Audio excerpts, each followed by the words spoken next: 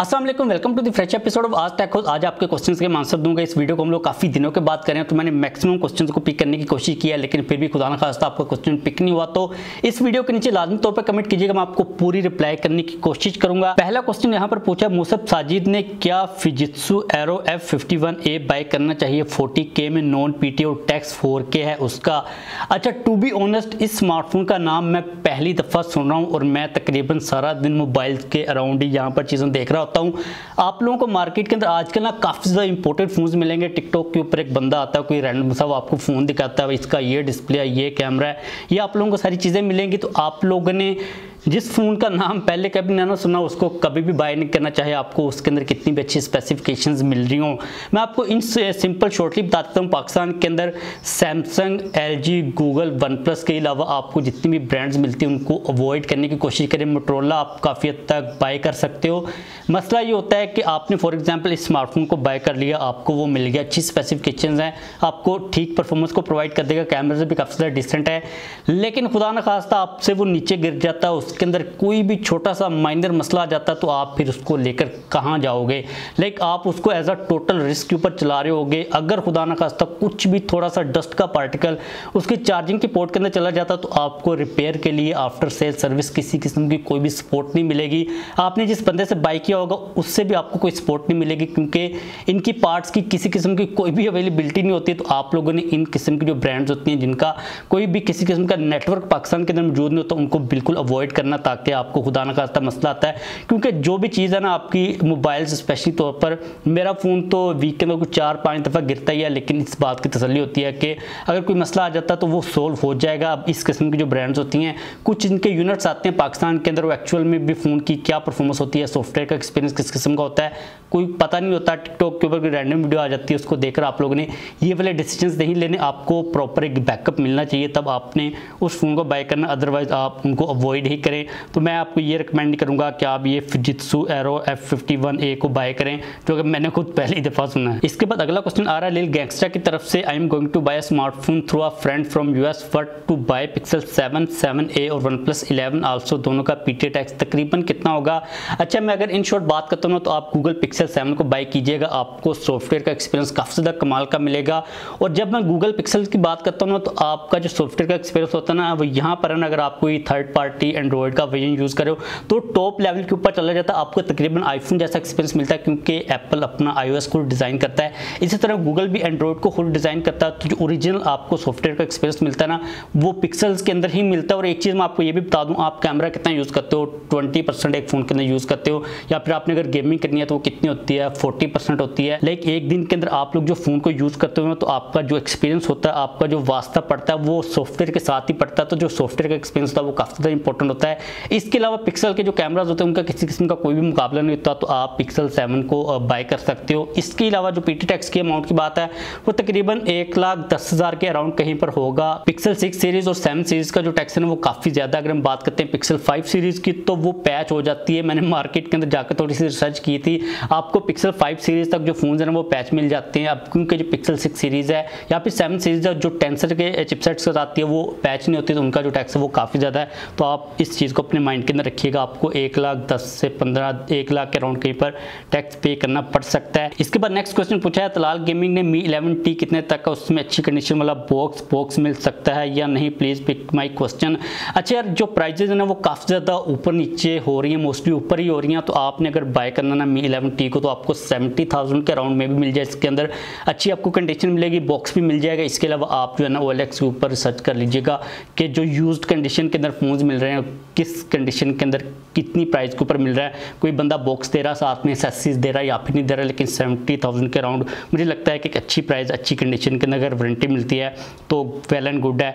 Next question की बात करें जो कि पूछा है असद शहजाद ने, iOS 15 डिवाइसेस को हम कब तक यूज़ कर सकते हैं, बिकॉज iOS 15 iPhone 7 के लिए लास्ट अपडेट है, क्या iPhone 7 2023 में बाय करना चाहिए, पीटी अप्रूव 32GB 25K में। अच्छा, जो बात है ना यूज़ करने की, अब एप्पल ने तो सपोर्ट खत्म कर दी हुई, आपकी डिवाइस डिवाइस जब तक अच्छी कंडीशन के अंदर चल रही है ना, फॉर एग्जांपल आपके पास आईफोन 7 है, वो अच्छा चल रहा है, आपकी रिक्वायरमेंट्स को वो पूरा कर रहा है, किसी किस्म का कोई मसला नहीं आ रहा, तो जब तक वो चल रहा है, जब तक उसकी लाइफ है, जब तक उसकी सांसों में सांसें, आप उसको चला सकते हो। क्योंकि डिवाइसेस काफ़ी ज़्यादा ओल्ड हो जाती हैं, तो जो नए सॉफ्टवेयर के वर्जन आते हैं उनके अंदर नए नए फीचर्स होते हैं, तो वो पुरानी डिवाइसेस के अंदर जो हमें रैम मिल रही होती है, जो प्रोसेसर मिल रहा होता है, वो नए लेटेस्ट वर्जन ऑफ सॉफ्टवेयर को सपोर्ट नहीं कर पाता, इतनी ज़्यादा उसके अंदर पावर नहीं होती, तो कंपनी सॉफ्टवेयर की सपोर्ट नहीं देती, स्पेशली तो एप्पल नहीं देता। तो आपकी डिवाइस जिस सॉफ्टवेयर के वर्जन के ऊपर चल रही है, अगर वो ठीक परफॉर्म करी, आपको कोई मसला नहीं आ रहा, तो आप जब तक चलाते रहें वो चलती रहेगी। और जहाँ तक बात है आपने आईफोन 7 की है 32GB 25K में, तो ले सकते हो यार, इतनी प्राइस के अंदर ये तकरीबन मिल रहे हैं, अच्छी कंडीशन के अंदर मिल रहा है, आपको कोई मसला नहीं आ रहा, तो आप डेफिनेटली उसको कंसिडर कर सकते हो। मोहम्मद अजहर का नेक्स्ट क्वेश्चन है भाई, जोंग और टेलनोर की ईवो कौन सी डिवाइस बेस्ट है और इनकी प्राइसेस क्या चल रही हैं, और अगर इन डिवाइसेस पे कोई और सिम डालना चाहिए तो वर्क करेगी या नहीं, काइंडली आंसर माय क्वेश्चन। अच्छा, जो प्राइस का मामला है वो तो आपको देखनी पड़ेगी इनकी वेबसाइट वगैरह के ऊपर जाकर, या फिर आपको मार्केट से प्राइस का आइडिया हो जाएगा। इसके अलावा जो एक आपने अगर टेलनोर की सिम वाली जो डिवाइस बाय किया तो उसके ऊपर दूसरी सिम तो नहीं चलेगी, ये तो सिंपल सी बात है। अब यहाँ पर सबसे इंपॉर्टेंट बात यह है कि इन दोनों डिवाइसेस में से जोंग और टेलनोर में से कौन सी डिवाइस सबसे ज़्यादा अच्छी है, आपको किसको बाय करना चाहिए। तो यार इसका सिंपल सा आंसर ये है कि आपने जिस एरिया के अंदर इस डिवाइस को मोस्टली यूज़ करना है ना, आप उस एरिया के अंदर देखो कि जो सर्विसेज हैं वो किस किस्म की मिल रही हैं।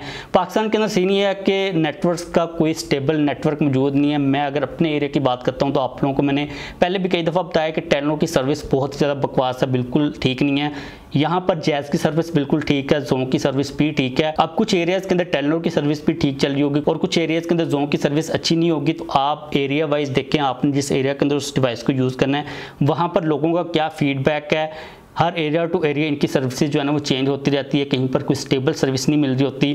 तो आप इस चीज़ के ऊपर रिसर्च करें, आपको एरिया से ही अच्छा जो जवाब है वो मिल सकता है। इसके बाद नेक्स्ट क्वेश्चन पूछा है अब्दुल्ला ने, सलाम वालेकुम सलाम, क्या एप्पल विजन प्रो स्मार्टफोन को रिप्लेस कर सकता है फ्यूचर में। अच्छा यार, मुझे जो बात लगती है ना वो ये लगती है कि जो एप्पल विजन प्रो ना या फिर AR या फिर VR की जितनी भी डिवाइसेज हैं वो स्मार्टफोन को कम्पीट करने के लिए तो बिल्कुल नहीं आई। लाइक अगर हम लोग देखते हैं एप्पल विजन प्रो के ऊपर, तो मुझे ये लगता है पर्सनली तौर पर कि जो हमारी इंटरटेनमेंट टाइप की इंडस्ट्री है ना, जिसके अंदर हमारे टीवी आते हैं या फिर हमारे ये जो लैपटॉप्स आते हैं, वर्क फ्लो वाली जो डिवाइसेस होती हैं, उनको काफ़ी हद तक रिप्लेस कर सकता है। लाइक इस वक्त अगर हम लोग एप्पल विजन प्रो के ऊपर देखते हैं तो वो आपको क्या कहकर टीज करें, क्या आपको बड़ी बड़ी स्क्रीन्स मिलेंगी, आप AR VR के अंदर जाकर मूवीज़ को देख सकोगे, या फिर आप लोगों ने अगर काम करना है तो उसको अपने लैपटॉप के साथ कनेक्ट करके ना आप बड़ी स्क्रीन के ऊपर जो है ना काम कर सकते हो।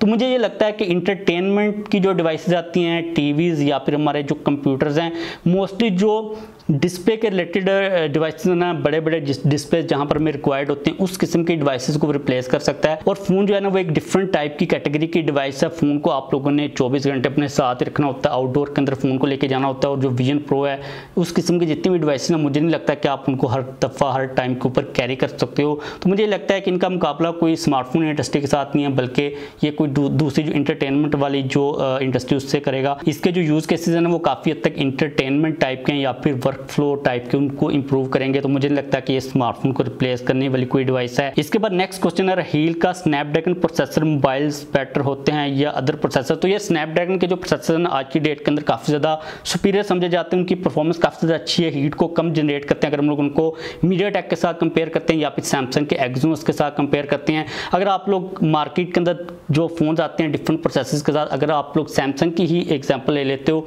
तो आपको याद होगा अच्छी तरह सैमसंग के जो फोन एक्सोनस के साथ आते थे उनकी performance as compared to Snapdragon version के जो कि US वगैरह के अंदर आते थे, काफ़ी ज़्यादा लोग कंप्लेंट करते थे। इसलिए अब सैमसंग ने हर रीजन के अंदर अपने फ्लैगशिप फोन में स्नैपड्रैगन के प्रोसेसर ही दे रहा है। तो आपको अगर प्रोसेसर की बेस के ऊपर डिसीजन लेना है तो आप इस स्नैपड्रैगन की तरफ डेफिनेटली जा सकते हो।